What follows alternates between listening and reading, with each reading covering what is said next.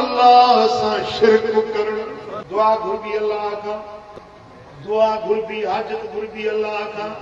हिकिड़े पीर साहब खे ॿुधो, ईअं दुआ घुरी 25 मिंट दुआ घुरियई। हिकिड़े पीर साईं जो नालो वरितई, पीर साईं मूंखे रोज़ी ॾिजे, पीर साईं मूंखे हीअ कजे, पीर साईं हीअं कजे, पीर साईं हीअं कजे।